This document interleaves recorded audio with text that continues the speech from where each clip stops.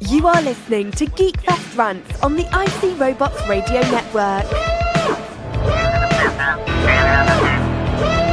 You have located GeekFest Rants, the entertainment podcast for genre geeks like you. Shall we play a game? Covering the world of vintage and current film and television since 2010. Game over, man! Game over! Featuring in-depth conversations on sci-fi, horror, fantasy, comics, toys, and conventions. So say we all! So say we all! And now sit back, relax, and enjoy today's show.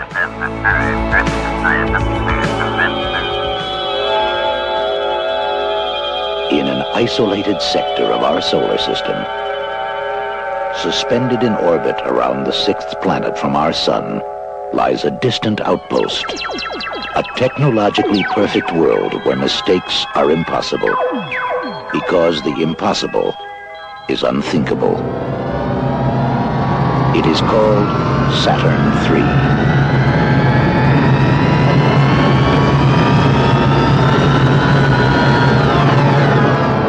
Each year for 22 days, a solar eclipse plunges this outpost into shadow lock. Total darkness. All communication is terminated. This year, the inhabitants of Saturn III are about to experience the unthinkable. A nightmare so perfect, it could only have been made by man. Captain, Major, this is my partner. There are only 4 inhabitants on Saturn III. One of them is not human.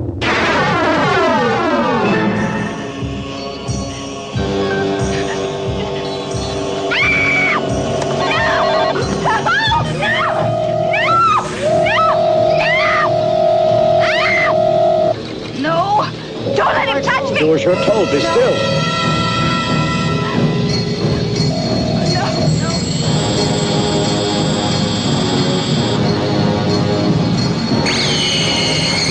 Get back! Get back!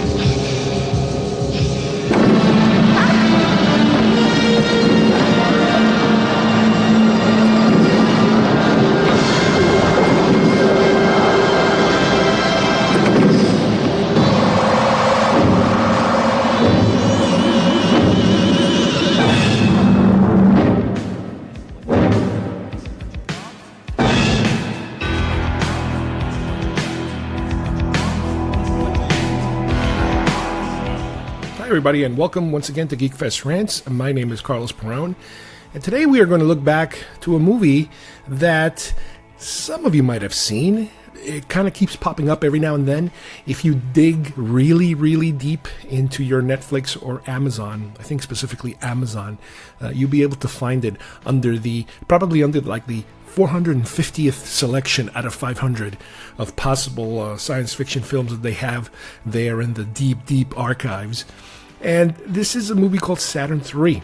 It's really what could be considered a bad movie, but it is so bad that it's good in terms of how much effort it got put into it and how it completely kind of falls apart in many different ways. But it is still kind of enjoyable to watch. I guess you can call it a little bit of a guilty pleasure kind of movie. But what's also even more interesting than the movie, I think, is the background of how this movie was made. And that is something we're going to go look into during our discussion today. And as usual, this is going to be a very spoiler-heavy territory we're going to cover. Then after that, we're going to jump over to our collectibles segment and talk about Raiders of the Lost Ark Kenner action figures. Yes, believe it or not, there was an actual Kenner line, not as classic as their Star Wars line, but they gave it a try. They tried something different, and I'll go over some of the ones that are available, that I own a couple of them. And, how are they different than the traditional Star Wars figures or even the other brands, your Mattels, your Migos, all those other brands, how do they differ? And, how far did the line go? So let's get our Cheese Fest started with Saturn 3.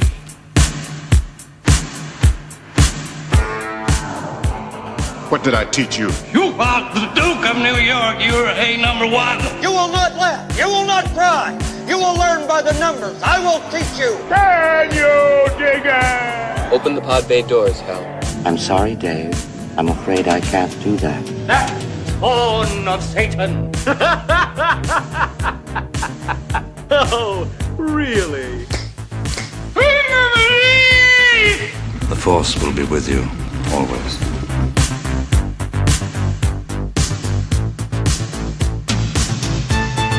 Today we are going to look at a science fiction film that is neither a classic or memorable, as opposed to, some of the other films we like to look at here. We also many times go in the opposite direction. And, this is a kind of film that might be in somebody's guilty pleasure list. And there are certain aspects of this film that are interesting, full of potential, but never really achieved any sort of success or whatever it was they were trying to achieve, got there. The film I'm talking about is called Saturn 3. This is a sci-fi futuristic film, starring Kirk Douglas, Farrah Fawcett, and Harvey Keitel. Many of you probably never heard of this film. Some of you might have some recollection of it, and some of you might be very familiar with it. The way I heard about this film, if I remember right, was kind of like through a back channel in terms of when Terminator came out back in, 85, I think it was. 85, I think. I became completely obsessed with that film from so many different aspects. The story aspect, I was enthralled by the story, the time traveling aspect of the story. The special effects, the way that this low budget film managed to come up with these amazing special effects. The pacing of the film, the non-stop actiony kind of pace that obviously, became one of the trademarks of James Cameron. And the production value, in terms of, like I said, the special effects, the construction of the main robot prop, that we finally see at the end of the film. I remember I tried drawing versions of it myself and trying to figure out all the different parts that made it up, because you got to remember, this being a low budget film, there was no merchandising, no making of specials. There was nothing about this film. And later on, obviously years later, the merchandising arm of this film started coming out, especially with the sequels, Terminator 2 and so forth and so forth. And then you were able to get better looks at the design of some of these, robots that they made for the film, the cyborgs. At the time, all I had to go on was the rental of the film. And this is back when rentals, at least for me, were something new. You could go to the store and rent it. I used to rent from a store that wasn't a chain store. It was a little mom and pop, kind of small, dinky, somewhat frightening looking place. And I do remember that very soon after I started renting films, owning a VCR for the first time, I would start copying everything. Once I figured out that you can copy these things, the copy protection wasn't, all the way in yet at the time. And, most films didn't have any kind of copy protection, but you did have to deal with the generation loss. So The Terminator was definitely a movie I grabbed, copied it, and then I would go frame by frame to try to see exactly, how the robot is put together and everything. And I tried to draw my own schematics of it and that sort of thing. But I absolutely loved it. So the interest in the background of the Terminator, meaning the background of these large size robots, time traveling robots, let's say, kind of threw me in different directions of research. I found some other earlier movies that kind of dealt with that. I found some, I think it was Outer Limit episode that kind of had a similar storyline. And part of the research into films that had to do with large size, robots, let's say human size robots or bigger, kind of led me to this movie. At one point, I might have been in Starlog magazine or something. I don't remember if it was a magazine or a TV special. I think it was I'm pretty sure it must have been something Starlog related. They posted, the history of robots on film and, the large size. Okay, you have Metropolis and you have Robbie the Robot. And then amongst these other more current ones, more contemporary ones, there was a picture of what appeared to be some kind of headless robot. And it said Saturn 3. So I'm like, what the hell is Saturn 3? And sooner or later, I was able to, I would imagine, maybe rent it. Because again, I can't even remember when I first saw this film. I probably rented it, I imagine. Or maybe saw it on HBO or something like that. I finally got around watching it. And this is a kind of weird story. The film, first of all, came out in 1980. So without giving you too much of the behind the scenes, because I am going to give you that in a little bit, which you're going to see the flip side of everything with the behind the scenes. But the film is basically a pilot is supposed to deliver this cargo to a moon of Jupiter where all right, wait a minute. Did I just say Jupiter? The movie is called Saturn 3, and I could not remember Saturn. This is proof that by watching this awful film, I am now permanently brain damaged. What you just said is one of the most insanely idiotic things I have ever heard. At no point in your rambling, incoherent response were you even close to anything that could be considered a rational thought. Everyone in this room is now dumber for having listened to it. I award you no points, and may God have mercy on your soul. Anyway, back to the plot. Scientists, workers are working on food having to do with supplying the Earth because the Earth is having trouble generating enough food for everyone. So he's going to deliver some supplies, some materials that are needed. Before this pilot is ready to take off on his mission, another pilot who apparently is unstable, psychologically unstable, kills the pilot and puts on his flight suit and pretends to be him. And he is the one that instead goes up, on the mission to resupply these people. Upon arrival, we meet the scientists, or I guess there's some form of scientists, that are living in one of these moons, are Kirk Douglas and Farrah Fawcett. They're played by those two actors. And they're kind of like a couple. Now, granted, their age difference is really different. He's twice as old as her. And the pilot that arrives to deliver the supplies, let's say, is played by Harvey Keitel. An unusual kind of like, whoa, what's he doing in this movie?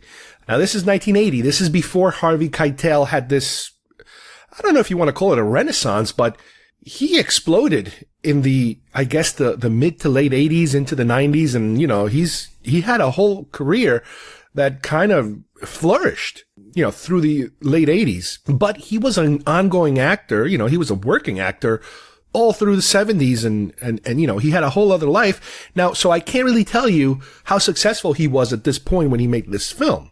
But it is him, and he shows up and he's this character. And he's playing his character really weird because, they're kind of, hey, happy to see you. You're here to give us some supplies, whatever. And he's like, no, I'm here to deliver this robot that I have for you. And by the way, the robot is going to take the place of one of you. And he's kind of like shrinking the employment pool here. He's here to have one of them replaced. Okay, so he's going about assembling the robot, and these other two are going about doing their normal work. They kind of don't trust him a little because he's a little shifty, Keitel is a little shifty, and we do know that he just killed somebody, to take the place to come on this mission. Now, as soon as he gets off the ship, he's already eyeballing Farrah Fawcett. Now, you remember, this is Farrah Fawcett 1980. This is Farrah Fawcett pretty much as hot looking as she was in the 70s when she became super famous, with Charlie's Angels and whatever the hell it is, the photo spreads that she did and all the modeling and this and that. So right off the bat, the conflict begins that he's kind of looking at her and saying really weird things to her, sexual things, and as the movie progresses, this robot is built and the robot has some kind of a link to Harvey Keitel himself. He has this little chip in the back of his head where he can control the robot, and the robot is absorbing information from Keitel. And the conflict continues to escalate between him and Kirk Douglas because he keeps telling her, that he's an old guy. What are you doing with him? You should come back with me, and blah, blah, blah. And this whole thing of her leaving there and kind of leaving Keitel with the robot, which I guess that's the point, which I'm not entirely sure what Keitel's plan really is. But they get to a point where the robot starts to kind of go nuts. And part of it is because he is absorbing the personality of Keitel. So you have that problem taking place where this machine that they just created, you got to remember the overall theme here is kind of like Frankenstein's monster. The Frankenstein is a reflection of the doctor. And in this movie, the robot, who, by the way, his name is Hector, and he's supposed to be the first of the demigod series. Okay, interesting. And you gotta keep in mind, when you see a picture of the robot, it's a pretty impressive looking built robot. It is way taller than a human, and it really has no head. It has kind of like these prying eyes on a clamp, and like this small mechanical arm right on top of the head area. And it's super strong. It's very slow. And behind the scenes, you're going to know why he's so slow. But yeah, so the robot starts to exhibit all these kind of psychopathic tendencies, kind of like Keitel's character.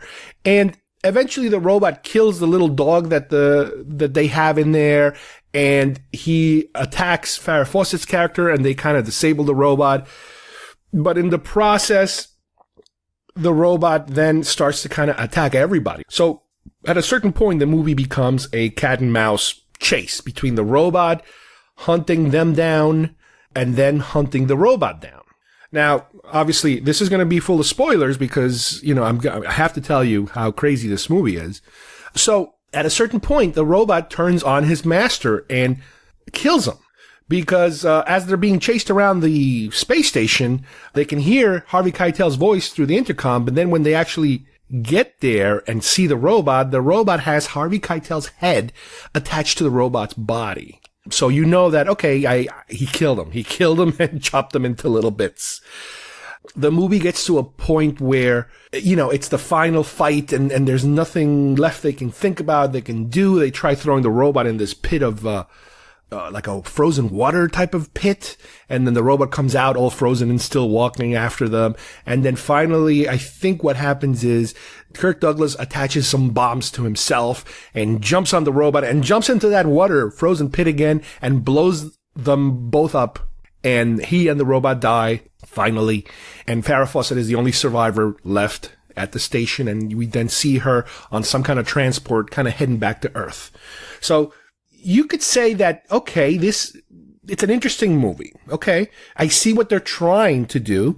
There's plot holes all over the place, but there are certain things that are kind of good about the film, and there are certain things that are not. And you can tell right off the bat that this is how films kind of fall apart. If you didn't have those 3 stars, I would say. Now, granted, I don't know, like I said before, I don't know how much of a star Harvey Keitel was back then, but Farrah Fawcett and Kirk Douglas. Okay, Kirk Douglas, again, I don't want to say he was a has-been, but he wasn't, the Kirk Douglas from, the 60s and the 70s. He was an older gentleman. He was 64 years old, I believe, when he did the film. Farrah Fawcett was probably the biggest draw, I imagine, in terms of being a contemporary individual, not necessarily a box office draw in terms of, my gosh, she's so accomplished, on screen. Her character is a pretty ditzy kind of character. She is there basically for TNA. That's the bottom line. She's there for the TNA appeal because she was basically, the sex symbol of the 70s. And now they're putting her in a film. I saw her also on Cannonball Run. Now, I absolutely love Cannonball Run.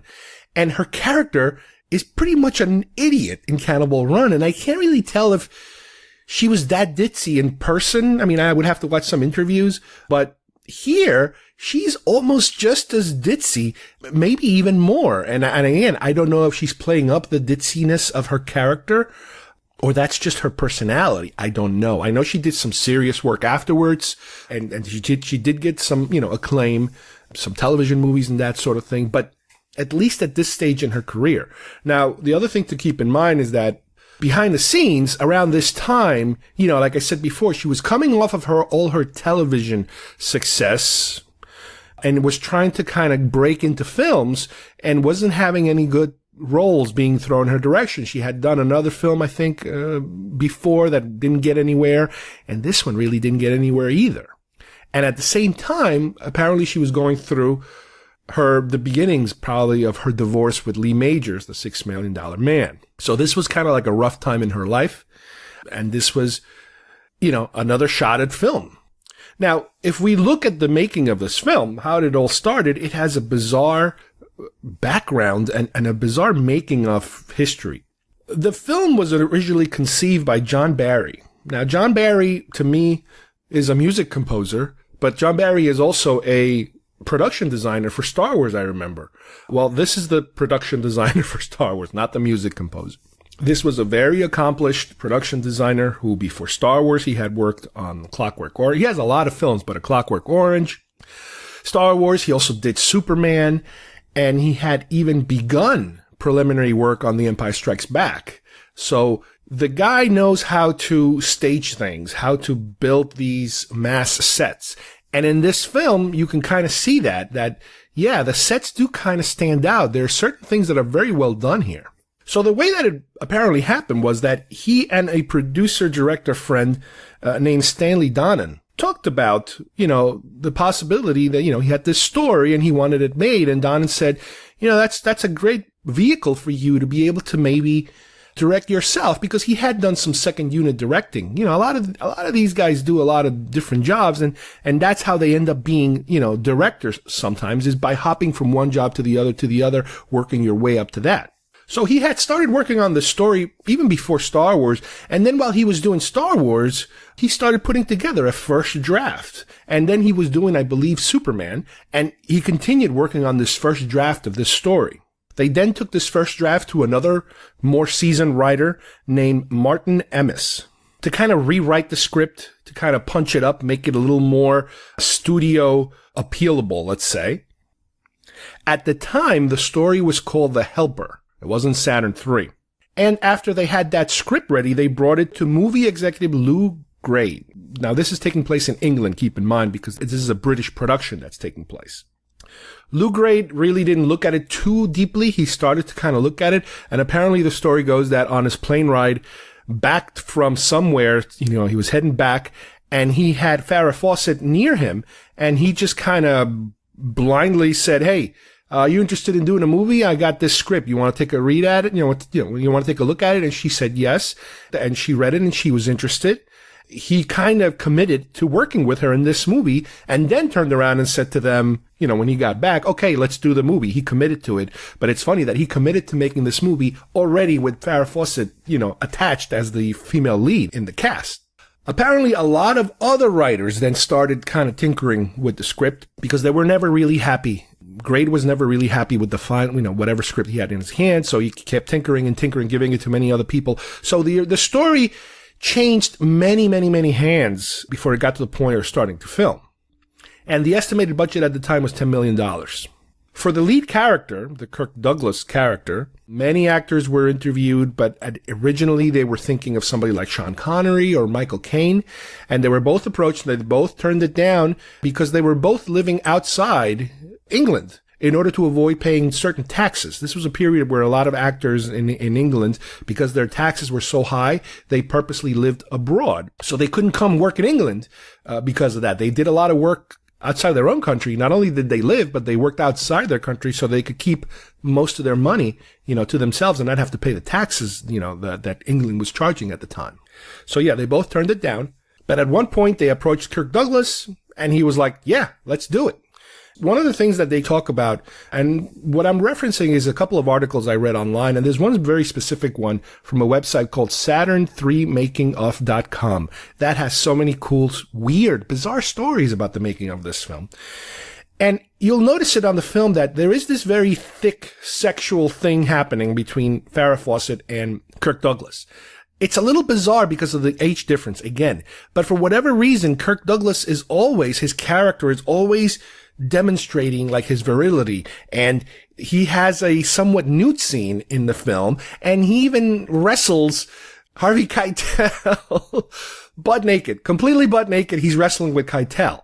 So there is a weird vibe to the film, to a lot of the scenes. Yes, you do end up seeing Farrah Fawcett somewhat naked at one point. This is an R-rated film. And yeah, that is the whole point of having Farrah Fawcett in 1980 in a film, is her looks. You know, she doesn't have too many acting chops on her. They're basically selling the film on her looks, on her model appeal, you know, wink, wink. But for some reason, apparently behind the scenes, Kirk Douglas kept encouraging them to be able to use him more, you know, shirtless or nude at that point. You know, he wanted more nude scenes, apparently. I don't know why. Some people are saying that maybe, you know, he was going through this period where he was kind of prove how young he really was, even though he was in his mid-60s. I don't know if this is some kind of midlife crisis he was going through, but it's also part of the character, you know, the character that he's playing. I think his name was Adam, is an older man that is being challenged by a younger man, you know, for the control of his woman who is half his age. And yeah, the age-wise, she does more, you know, match up with Harvey Keitel's age, even though Harvey Keitel wasn't that young looking anyway. Harvey Keitel is a guy that usually looks old, even when he's young. But in the movie, you do see that thing. But you also kind of like notice that, yeah, why is Kirk Douglas like always trying to kind of get naked in the film? So that is one of the things they talk about, that it was bizarre, weird behind the things that was happening, you know, during the making of the movie. Now, apparently also, you know, during the filming of the movie, there were a lot of days where apparently Farrah Fawcett was ill and couldn't film. And that also could have had to do a lot with her breakup that was happening at the time with Lee Majors, you know, and all the other problems that were happening. You know, there was a lot of behind the scenes stuff going on that delayed this movie's production and slowed it down a lot. So they start filming, and about 2 weeks into the production, it's announced that John Barry will no longer be directing the film. So this is a little weird. You know, this is very weird to lose your director already 2 weeks into production. And there were a lot of theories going around as to why that happened. One theory, or one person suggested that he did not spend too much time on the set, that he liked to do most of his work kind of behind the scenes, so that he wasn't very present on set to be able to do things. That has been disputed by other people. You know, that's what the producer was saying, his friend. That's one of the things he said. Who would eventually then take over the production? Donnan ended up getting directing credit because he had to then jump in and direct the rest of the film. Another point of view is that he spent too much time working with the robot. The robot had so many problems. I think it was kind of like Jaws in terms of there were so many breakdowns, and trying to get this thing to work right, because most of it was remote controlled and they couldn't get it to function exactly the way they wanted it to. As you could see in the movie, it moves very slow and it's very clunky, and it's very hard to believe that this thing can actually catch anyone in any shape or form.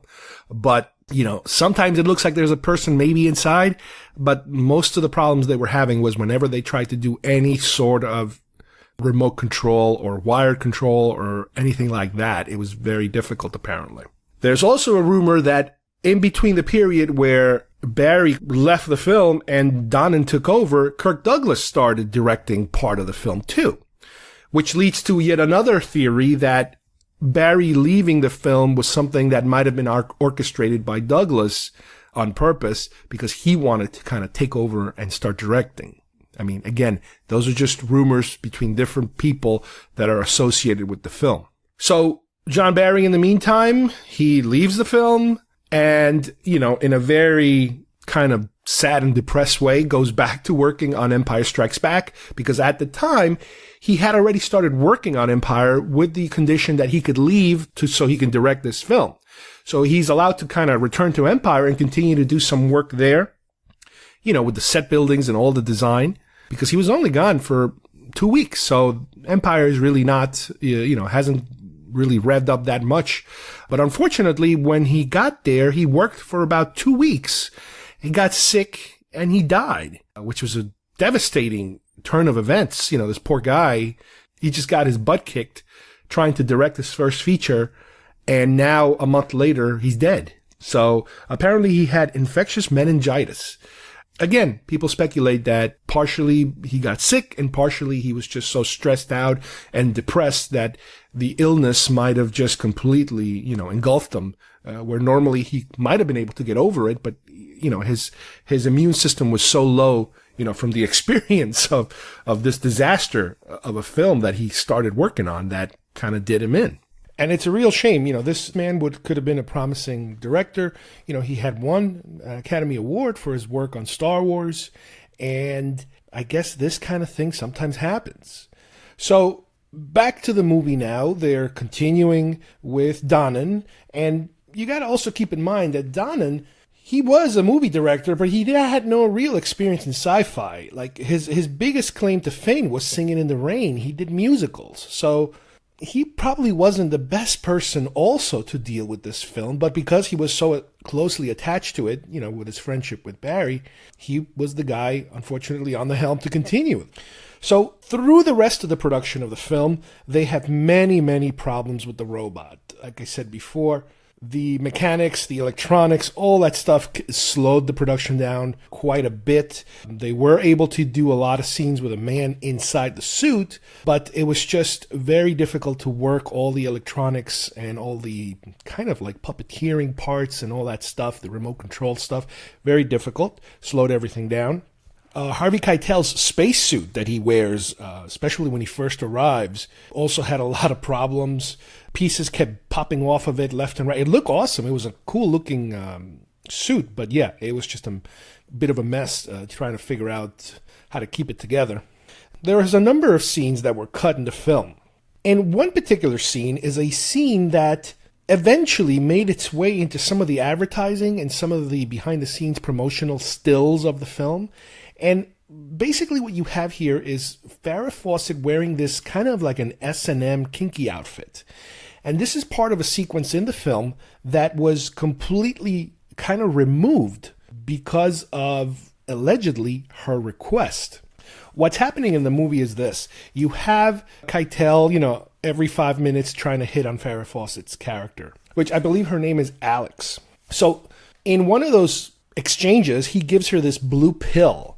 And, he's trying to encourage her in every which way to sleep with him. And he's being very matter of fact about the fact that it's no big deal. You can just do it. We do this all the time on Earth. This is how things are done. You're just so unusual the way you're reacting to it. And he's like, I even have pills that will make you forget what just happened. They can all forget what, even your boyfriend can forget what, everybody can forget what happened. So it's like, okay, that's interesting anyway. So he gives her this pill, but she doesn't take it. But instead she brings it to her apartment, let's say, her living quarters with Kirk Douglas, and they agree to kind of split this pill. So in the movie, what we see is them splitting the pill, and they're kind of dancing and kind of frolicking around, more or less. And then we cut to the door opens, and there's the robot, and there's Harvey Keitel, and they start yet another fight between Harvey Keitel and Kirk Douglas. But the original sequence had them doing that same stuff. They take the pill starts to take effect. I don't know if it's like some kind of ecstasy or some kind of, weird, psychotropic pill or something like that. Anyway, so they take the pill, they start to drink, they start to dance, they're frolicking around, like I said before, just like in the movie. And then at one point she's like, hold on, I want to show you something. So she goes off camera and he's there drinking some more and acting really weird for a man his age. And she comes out wearing this bizarre-looking S&M outfit. And she's like, this is what I'm going to wear when I go to Earth. And he's like, yeah, that's a great idea. You should do that, and blah, blah, blah. And she's posing for him and doing all this kind of stuff. And apparently what happens is that as they start to kind of get a little more romantic, let's say, Harvey Keitel appears. Now, some of these scenes do exist, and I'm going to put links to it because they were deleted scenes, and they are showing up on YouTube here and there. Some of them are, the extended sequences are not, but there are pictures on some of these websites that show you that this stuff was filmed. So Harvey Keitel appears and starts kind of trying to maybe get it on with her, even though Kirk Douglas is right there in the room. And Kirk Douglas will not have any of it. So all of a sudden, Kirk Douglas takes his bottle of whatever he's drinking or glass, and he breaks it and he shoves it into Harvey Keitel's neck and basically kills him. And they're both there kind of reacting to what just happened. And then all of a sudden the door opens and there's the robot and Harvey Keitel. In other words, where we left off with the actual final cut of the film. I think the implication is that the drugs that they're taking are making them imagine, or at least him, that he's in the room and he's going to attack him and fight him and that sort of thing. So that whole sequence was completely cut out so that they do get interrupted before any of the weird outfits come out. And I could be wrong, but I believe that might be the sequence that leads to him wrestling naked with Harvey Keitel. Again, this is a bizarre movie. So, again, from what I kind of was able to look to see why the scene, or at least part of the reason why the scene was cut out, was I think at some point Farrah Fawcett said, "This is ridiculous. I don't want to be seen in this outfit. It's kind of ridiculous." But, the scene exists. It's still out there. Would it make the film any better? Probably not. It probably wouldn't help, but it's out there. Ironically, they did use a picture of her, full-blown picture of her in the outfit for some of the international posters of the film. The other problem was any kind of violence. You got to remember, this is a British film, and the British have a different take on the censorship that we have here in America, and that is they are more open to nudity and sexual situations, but they're more closed to violence. So there were certain scenes that I'll talk about a little later that just had to be removed because it was considered to be way too violent. And in the manner in which in this kind of dream sequence, let's say, or hallucination sequence, Kirk Douglas just shoves the broken bottle right into Harvey Keitel's neck and is gushing blood everywhere. I think that was considered to be a little too violent.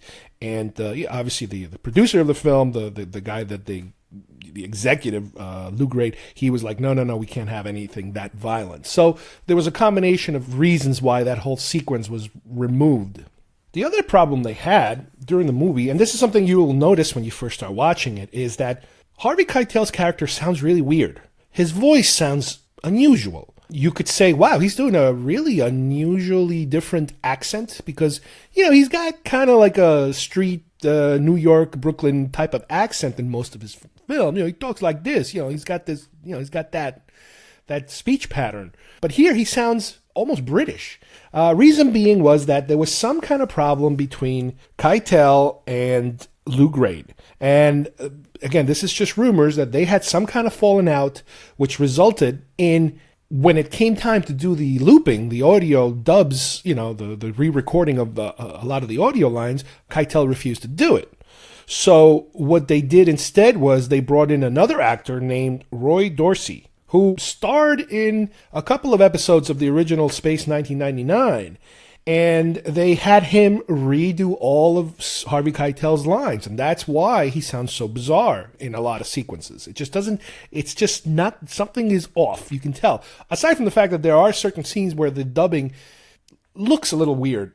The lips don't exactly match the voice at some point. So you don't get that kind of like Kung Fu theater style of delivering lines. But that was, again, one of these behind-the-scenes feuds that apparently happened between Keitel and some of the people in charge. Apparently, they removed a total of about 15 minutes from the film, bringing it down to, close to the hour-and-a-half mark, 88-ish some minutes. But there was a lot more in the movie. Like I said before, that whole hallucination, kinky outfit sequence, there was a whole other sequence of Kirk Douglas taking the robot out to the face of the moon that they're in and trying to perform some tests, some moon rocks or whatever, some MacGuffin. But the robot starts to go nuts outside, disobeying, and he blows up a door hatch, so Douglas is having trouble getting back in to the compound. And this is after the robot then comes back inside, which, again, in the finished cut film, we don't see any of this. Douglas is outside, but he's practically on his own at that point. But this is the sequence that leads to Farrah Fawcett being, grabbed by the arms and threatened to, the robot is threatening her more or less after the robot kills the dog. And This is the sequence where they actually are able to deactivate the robot. Harvey Keitel's character is able to deactivate him, which this leads to him taking the robot into the lab again and disassembling him in the same manner that he was assembling him. And they do make a point, and this is something that's interesting, and it kind of makes sense now. They do make a point of kind of lingering on the disassembling of the robot, the removal of the arms, the removal of the leg. Every piece by piece, is kind of shown how he's taking it apart into pieces. And what happens in the movie is that after he takes the robot apart, to kind of calm everybody down and to stop the robot from going haywire, I guess overnight or in a span of a couple of hours, the robot somehow reactivates itself, even though it's disassembled, and contacts other working robots in the area, low-grade robots, robotic arms, robotic, movable robots, and they kind of start reassembling the robot again. And now he's in I'm going to kill everybody mode once he's back, put into functioning order. This leads to the scene where, once again, there's some kind of confrontation and the robot appears and he grabs Harvey Keitel by the hand and just chops off his hand at that point and drags him away. And that's when we, as the audience, understand that something is happening, but it's happening off screen. Later on, we do get to see, first we hear his voice because we hear his voice through the intercom system of Harvey Keitel, but he's kind of giving orders kind of in a different tone, a very robotic tone, hint, hint. And then we see a video of his face, but we don't see his lips move. We just kind of hear his voice. Okay, interesting. And then when they finally do find him, that I mentioned earlier, his severed head is on top of the robot. The robot is, I guess, wearing Keitel as a hat, more or less. But apparently what happened was in the script, and I guess they filmed some of this, is that there is an entire sequence of the robot, I believe, taking Keitel apart. In other words, he's doing the same thing that Harvey Keitel did to him, taking him apart, but instead he's just chopping, I guess, limbs, arms, and legs and stuff off him. And just like before, in the sequence, the hallucination sequence where Keitel gets stabbed in the throat, they did not want that. The British censors or the producer knew from the beginning, no, we're not going in that direction. We can't have a scene like that, so bloody. Because remember, this is a sci-fi horror film. This is supposed to be, even though it was shot around the same time, this was supposed to be kind of like an Alien type of thing. A very suspenseful, closed environment, being chased around in this haunted mansion, and kind of thing. Obviously not a haunted mansion.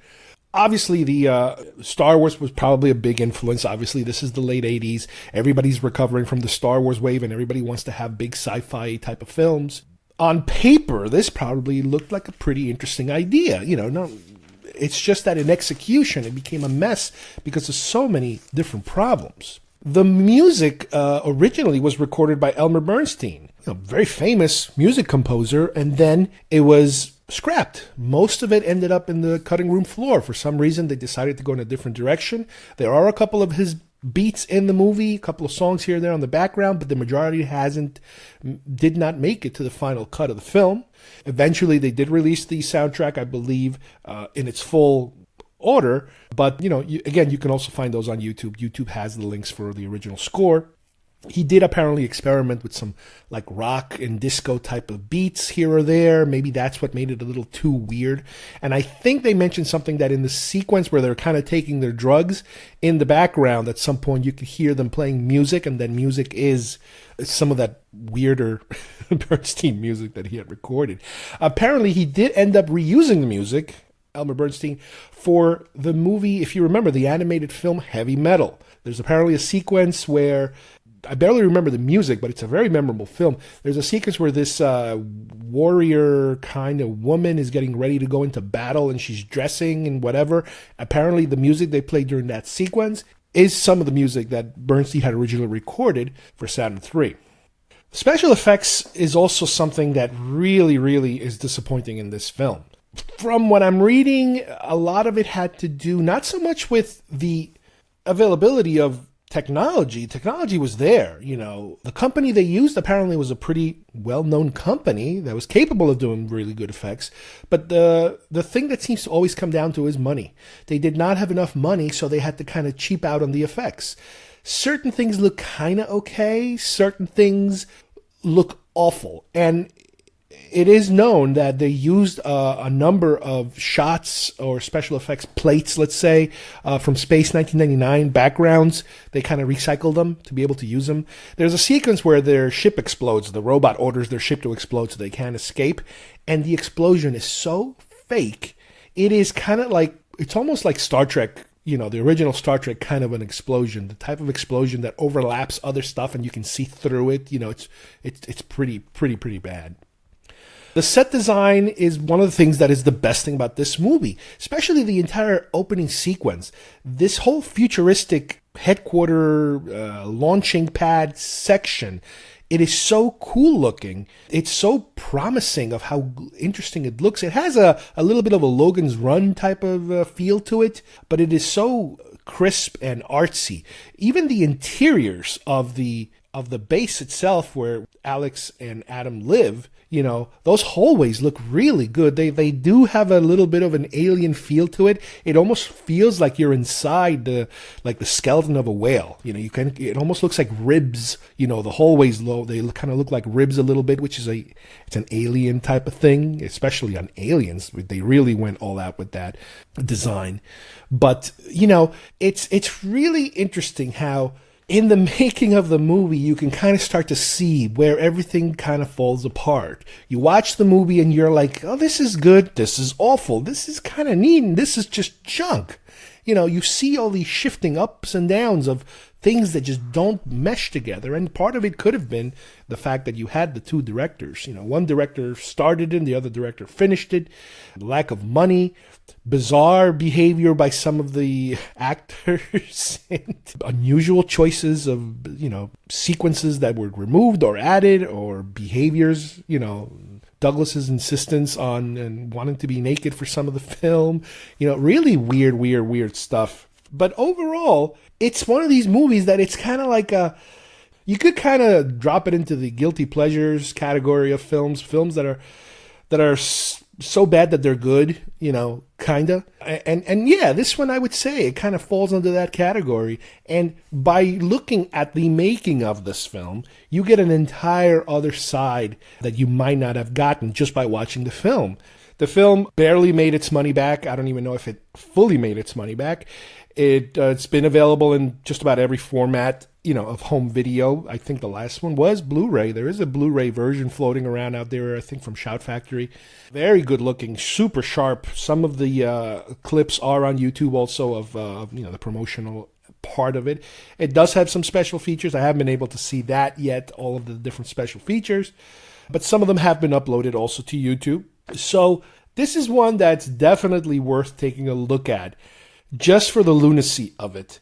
And I would suggest watching it with friends, because you could kind of maybe turn this movie into some kind of a drinking game, because there's such weird stuff going on that you're just going to be like, what?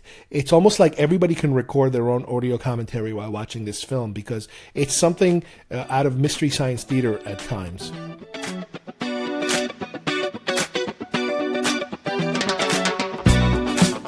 You can collect them all. You are a toy! Batteries not included. Get those wonderful toys. Details on specially marked packages at participating stores. Is that the $6 Million Man's boss? It's Oscar Goldman. Why do you have that? That's worth a lot of money. That's much more valuable than Steve Austin. Action figures each sold separately. Hi, I'm Chucky, and I'm your friend to the end. Some assembly required. All your favorite Star Wars heroes and villains. I have 3 of each. 1 to display, 1 to open, and 1 just in case.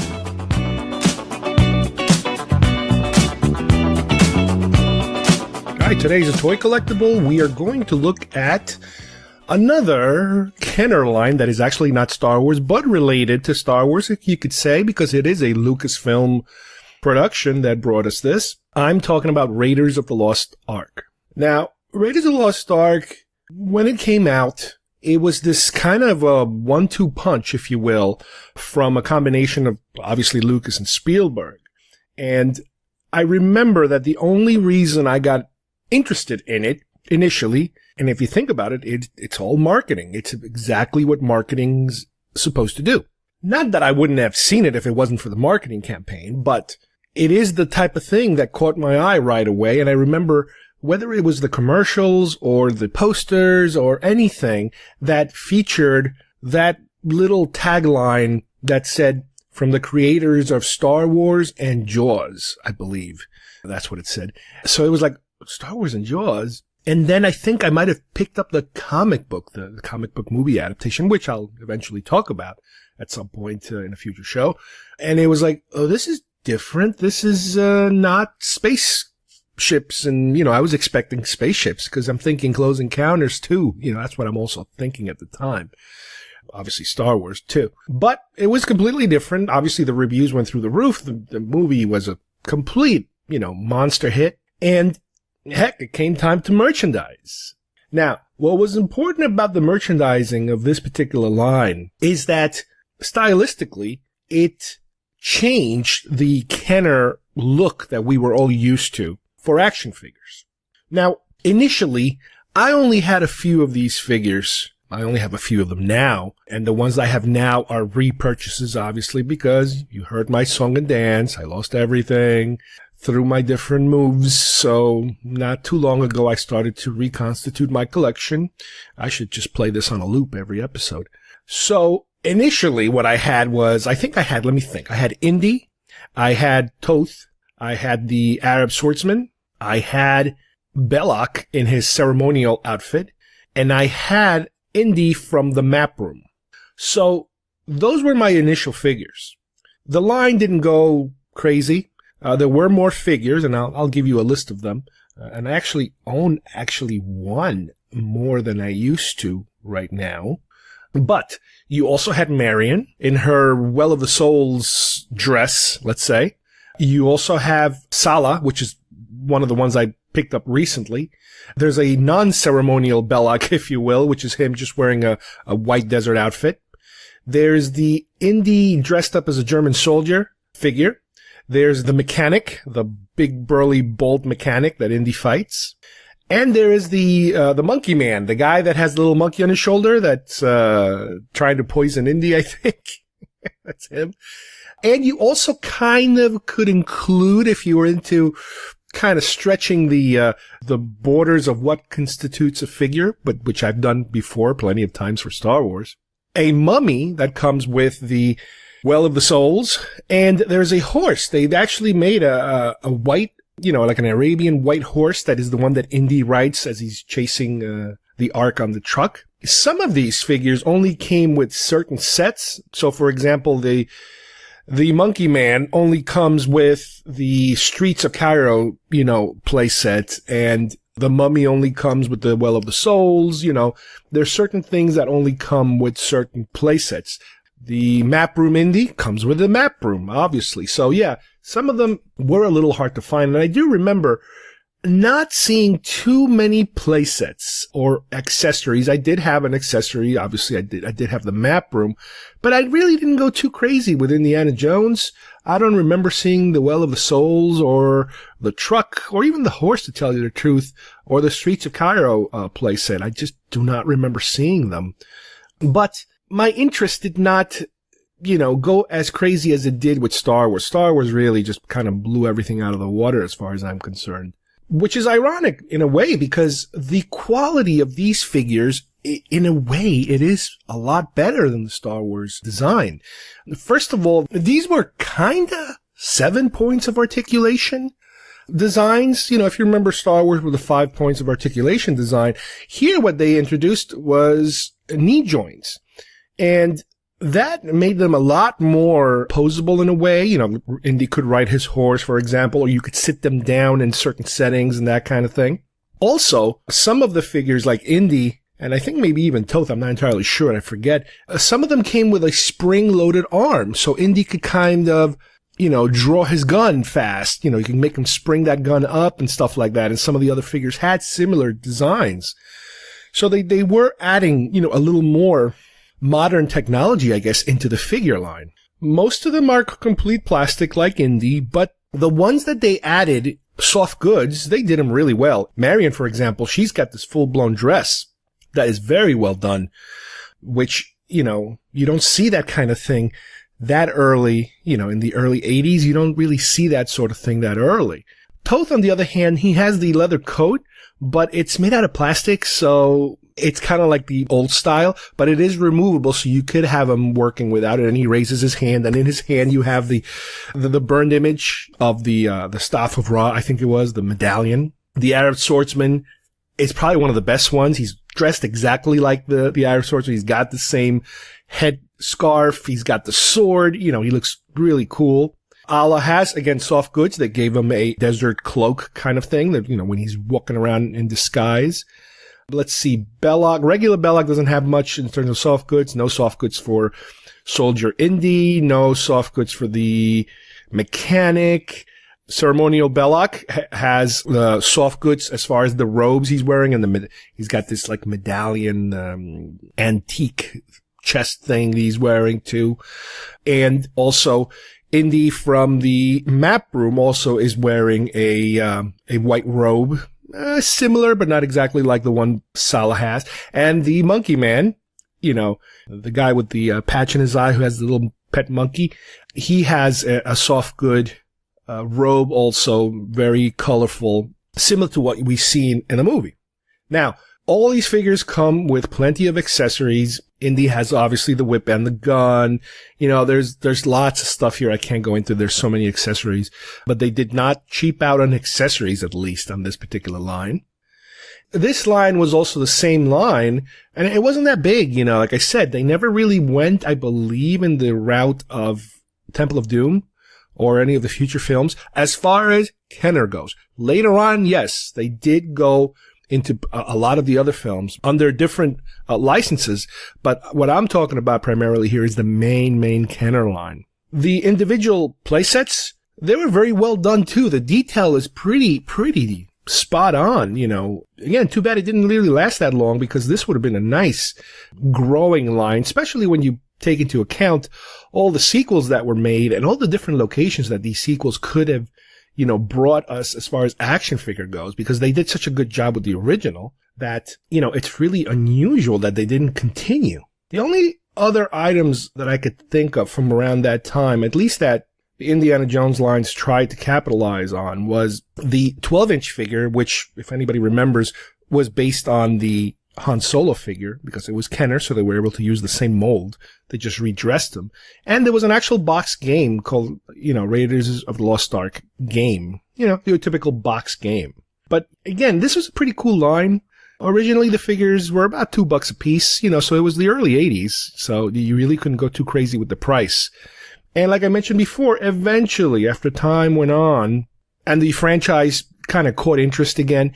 I know that many other lines, Disney had its own line, so the Indiana Jones toy line was revived a number of times, and they've done pretty good looking, future figures.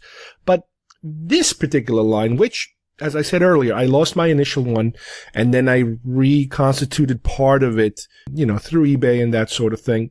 It was from a different time, but it is interesting to see the progression of the figures in terms of it's the same company, it is Kenner, it is the same filmmakers, you're talking about your Lucases and your Spielbergs here, so you're already in that ballpark, more or less. But it's interesting to see how, the quality changes, and they try to make themselves look different. I mean, yes, they could have gone the route of have them behave and act exactly like a Star Wars figure. A little stiffer, a little, 5 points of articulation. Don't go too crazy with the soft goods. But here they wanted to make themselves look different. And I think they definitely succeeded in looking different, looking realistic. And again, it's one of these lines that, you don't have to go that crazy looking for them. It's not a bare bones kind of line like Clash of the Titans, for example, where all you got to do is collect, 5 or 6 figures and you're done. And there's only a couple of larger toys available. Here, I would say you would take it up just one notch up, because you have about a dozen figures. 1, 2, 3, 4, 5, 6, 7, 8, 9, 10, 11. You got about a dozen or so individual characters you could collect. 2-3 play sets and maybe one larger one when it comes to the truck, for example. So it is one of these lines that, if you're looking to complete it, you don't really have too many things to go crazy looking for. But because of the rarity of them, and again, if you're a completist, box or open kind of person, it depends on how much money you're going to spend. The actual loose figures, you can find them pretty cheap. That's how I got the ones I have now. But if you want your stuff carded, you know the story by now. It could cost you some serious bucks. So check your drawers. You never know. Open those plastic bins. There might be some Indiana Jones figures, hiding in your closet. All right. Well, I hope you guys enjoy today's episode. We had a look back at the film Saturn 3, which could really not be considered a classic in any shape or form, but it's definitely a fun film to watch. It is, as I mentioned before, Mystery Science Theater material. And the backstory, like I mentioned, that is a whole other movie in itself of, how a film behind the scenes starts to kind of fall apart. And we also looked at our Raiders of the Lost Ark action figure collection. No, not the Disney one, not those other, false starts that they had at a certain point, but the actual original Kenner line and how it compared to some of our other bigger Kenner obsessions like Star Wars. But hopefully this is a line that you guys might be interested in one day start collecting on your own. So on behalf of everybody here at the show, thank you for listening, and we will see you real soon here at GeekFest Rants. Bye-bye, everybody. Indy, over here. Indiana Jones, at your service, Toad. Ah!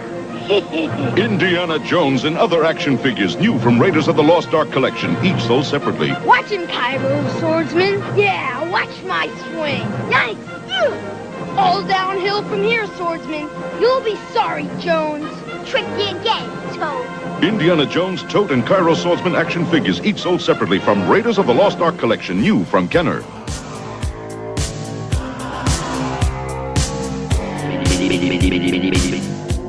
If you would like to subscribe to our show, send us messages, or see video links to some of the topics we talked about today, please visit our homepage at geekfestrants.com or our YouTube channel, Facebook page, or iTunes at GeekFest Rants. I don't know what we're yelling about! GeekFest Rants is produced by Carlos Perone, copyright 2018.